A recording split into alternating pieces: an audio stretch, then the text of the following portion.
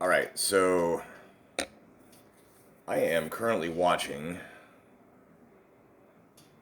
Wednesday night's Dynamite. I had to work that night, and I've not had time. Cool, it's live TV.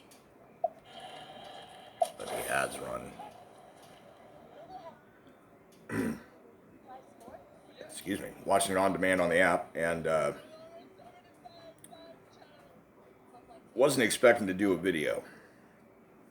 So far I've seen Adam Cole versus Frankie Kazarian. Quite competitive, quite a nice match.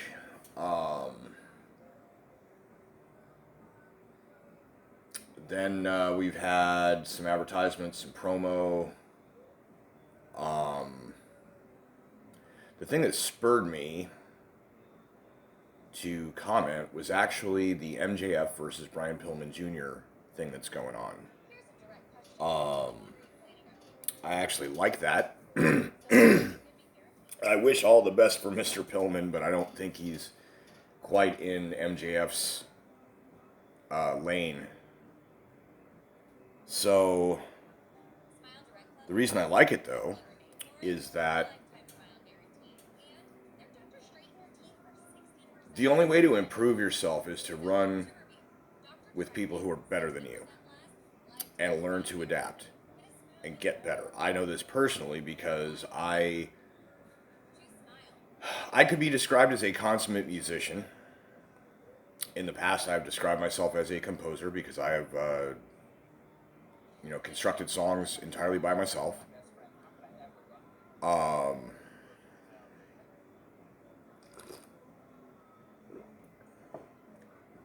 lot of people that I've played for have been like, "Wow, you're so good." Not only do I not believe that I am good, I can prove that I am not good.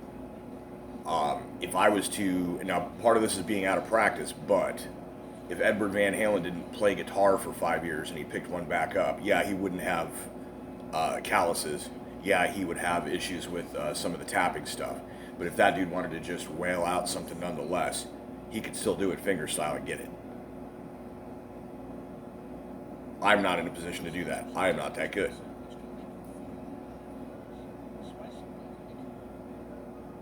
But the times that I have shown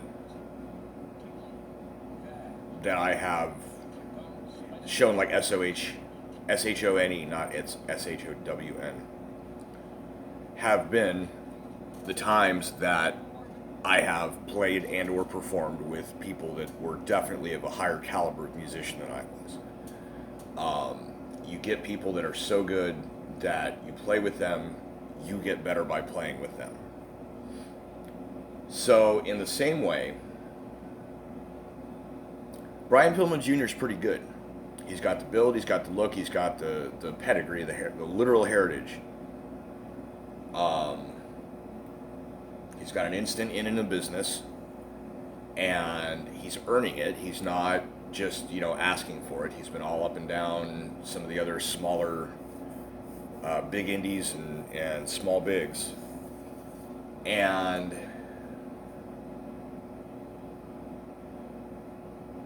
who better on the microphone than Maxwell Jacob Friedman to hone Brian Pillman Jr. with? His dad had some of the most ridiculous and memorable promos. That business with the gun and going to somebody's house and all this stuff. Like, Pillman, the original, was pretty hilarious, if not crazy. And if we're going to have this kind of, awkward, slightly nerdy, but muscularized and mulleted Pillman, he has to hone his identity as of the character a little bit, because right now he's just playing himself. But I think when this wild side of the character comes out in the ring and stuff, I think we're going to get to see Pillman Jr. excel even more so. Because right now he's kind of on the point of it where it's like a lot of what he does is kind of spot routines, as far as having a set of moves that he does, and he attempts to get the moves off, and in a squash match he's able to defeat the opponent by getting the moves off, and in a match where he's not necessarily in the squash, depends on who it is, so then it's like, okay, MJF's got moves, but MJF can wrestle, and I know Pillman can wrestle, so I want to watch these guys wrestle. You know, let's have it be competitive. Let's not have a bunch of cheating. Of course, it's MJF, so we know that's going to happen. So this isn't about wrestling. This is about the promotion of the match. MJF playing mind games and, you know, throwing stuff out there about Pillman's parents and hometown and everything else just to try and you know, dig at him and get under his skin. And it's classic heel work. MJF is pretty much the best heel in the business right now. He's also one of the very best promoter on the microphone, you know, promo guys in the business. And Pillman could learn from this. So iron sharpens iron, I think, is what they're thinking.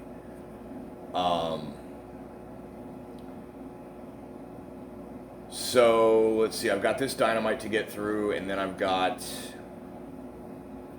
Friday's Rampage to get through, which I will probably actually watch tomorrow before Elevation comes on Monday, and I'll be caught up.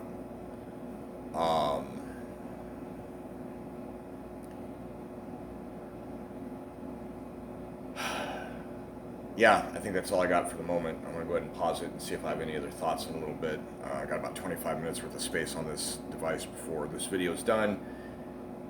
And we'll see if I have any other content for the day that will be recorded on this tablet instead of my phone, and then it will be left to upload while I'm gone. Frankly, Adam, I have better friends than you do. Jungle Boy, also learning to cut a promo. And when it comes to who's better in the... You know, JB, sorry, I didn't mean to cut you off, but I'm just thinking here. I don't know, Adam does have pretty good friends, you know what I mean?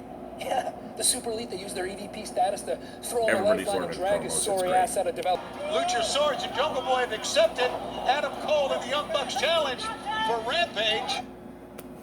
Now, I'd said something about the kind of stories about honor.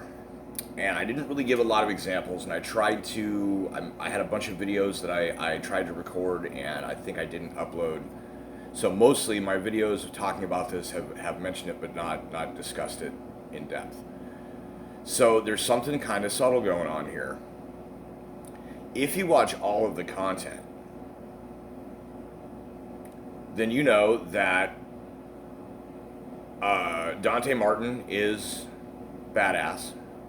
He's an up-and-comer.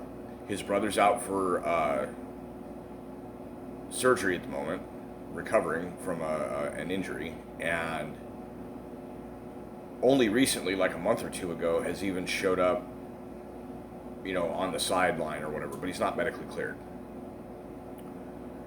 On this episode of Dynamite, Dante is teamed up with Matt Sydal, who also has a brother who is a tag team partner, and I don't know if he's out for an injury or what right now, but they got these two guys teaming up.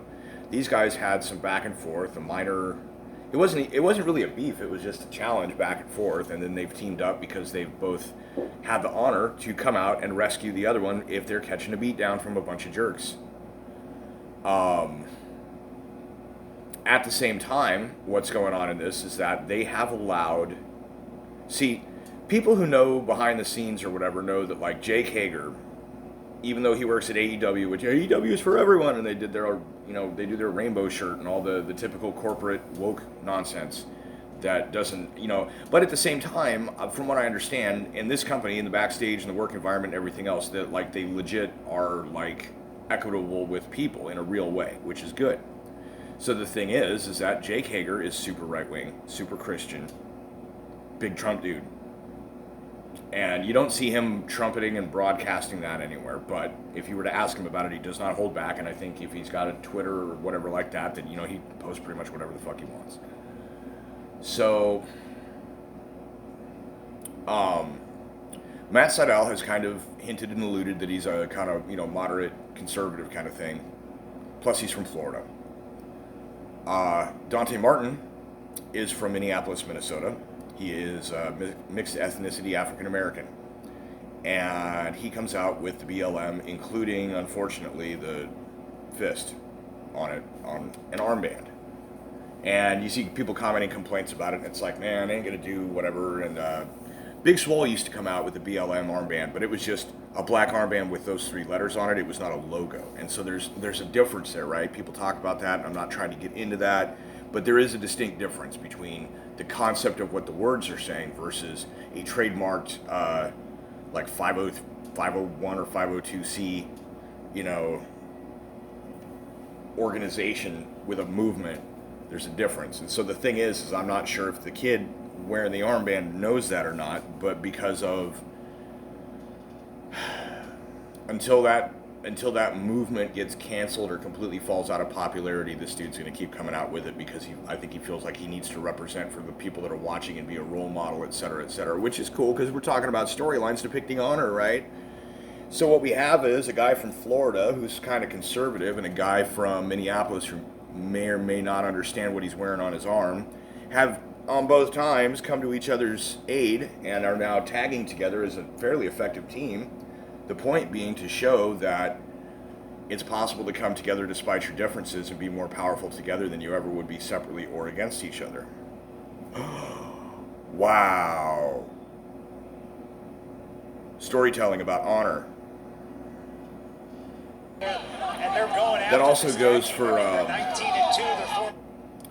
the Jurassic Express Christian Cage alliance formed because of honor, and now they're going up against the Elite because of honor. Not just white knighting, but and the same thing with the Lucha Bros and Jurassic Express. They are friends, even though they had to compete in the tournament, and it was a fierce competition, and they whipped the crap out of each other. But in the end, when somebody else came out to whoop on the Lucha Bros, Jurassic Express turned around from their movement away from the ring and were like, "Ah, hell nah," and went and pulled these dudes off the Lucha Bros. So, storytelling about honor. It's great. I love it. It's something that television programming normally does not depict anymore, of people doing the right thing because it's the right thing to do, not because it benefits them personally. This is being reinforced through storytelling on the new up-and-coming wrestling promotion that has all the biggest stars all of a sudden, and people are going to have to recognize and start seeing in between the mass wake-ups of people and famous $80 million follower rapper waking up online in real time live, and TV programming talking about doing the right thing because it's the right thing to do. This is good programming. This is positive addition to the culture that promotes an ideal that hopefully is something, to aspire to strive for, to move toward from whatever it is that our society and culture are doing right now. Okay, so they just had a bit where Malachi Black does his entrance, comes to the ring, says there's enemy in our midst. He refers to the entire audience as the House of Black, and he says, "May the members of the House of Black please rise," and everybody stands up. There's another beach out there calling your name. And Adios, agendas. There's camera cuts to Rosario Dawson, famous actress, in the audience, and she's wearing a t-shirt with the Nightmare Family thing on it. So he's all like, "Wearing the logo of the enemy," and he hops out the ring and is about to come confront her, and Cody comes down out of the top of the nosebleeds or whatever from the boxes, and Malachi's wearing all black, of course. Cody's wearing bright red with, I think, a blue tie, and so his hair is easily visible. His suit is just red, and he comes down. Rosario gets on Malachi and tries to do some kind of a rear naked choke, but she's not really a martial artist or anything, and so she just distracts Malachi long enough for Cody to get to the ring. Then she kind of falls to the floor and rolls, and then Cody and Malachi lay into each other on this end of the sideline all the way over to the other end of the sideline, and then Cody throws Malachi over the rail and then jumps over the rail and beats on him and kind of lures him away, and so Cody's hitting him and running and Malachi's just like keeping coming the whole way. By the time they get up into the very top, last couple of flights before they get to the end of the staircase and out of the public part of the arena. And for all I know, they're going to fight all the way around behind the scenes just to impress anybody that's out there like, wow, yeah, I seen them fight through.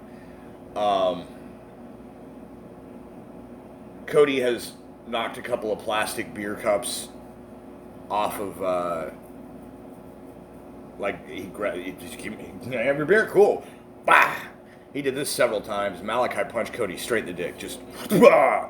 And they were on a staircase, so Cody was on the high part, Malachi was on the low part.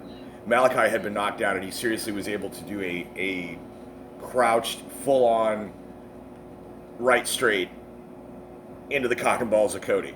And so then Cody's like, woo, and then they move their way up, and just as they get to the top of the deck walkway, once this advertisement's over, I'm going to pause this, I'm going to go back and take a look, but it seems to me that somebody had, in that audience, a glass jar of beer. Now, that had to have been worked. Nobody has a freaking glass jar of beer if they don't serve beer in glass jars. Who has a glass jar of beer, right? But this looked like a mason jar of beer. Unless they're selling mason jars of Shine or something. Who's fucking drinking pure grain alcohol with fruit flavoring or whatever up in the third tier of the... Come on, man. I mean, I know it's New Jersey, but...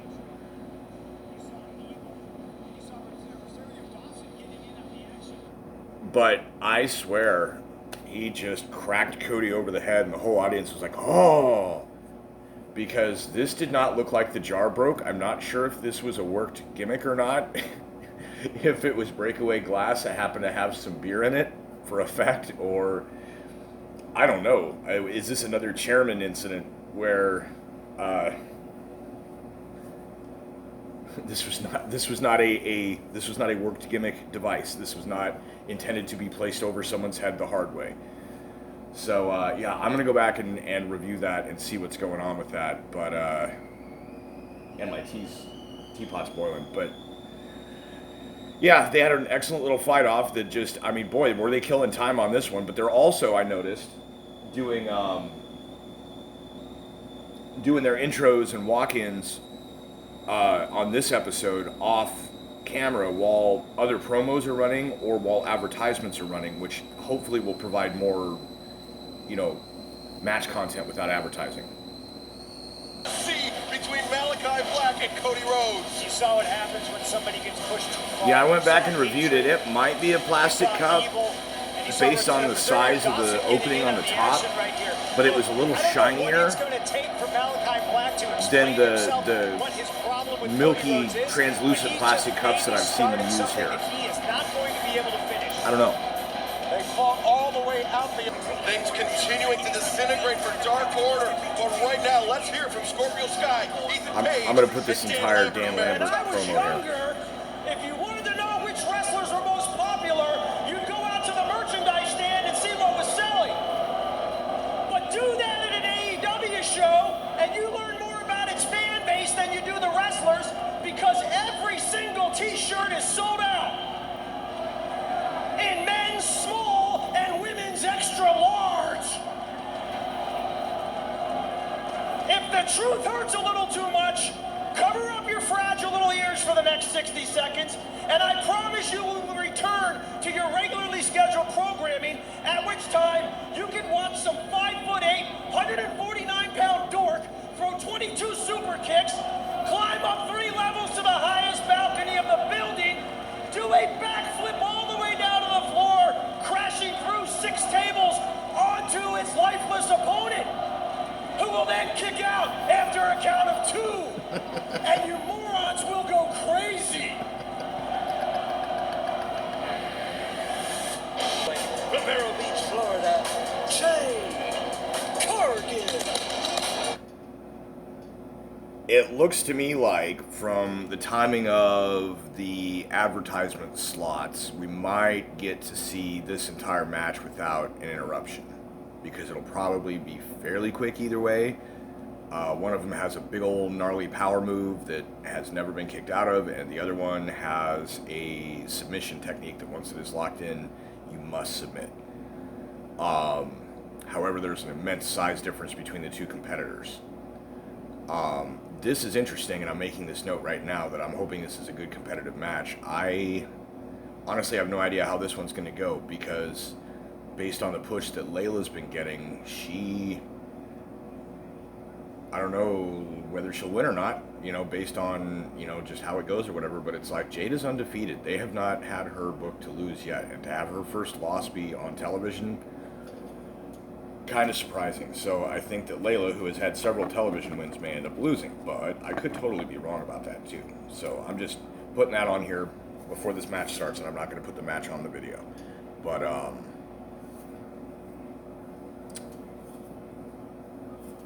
for Jade Cargill versus legit Layla Hirsch, I honestly have no idea who is actually booked to win, and I've intentionally avoided the little top moment of the night blurbs because I haven't seen the show yet.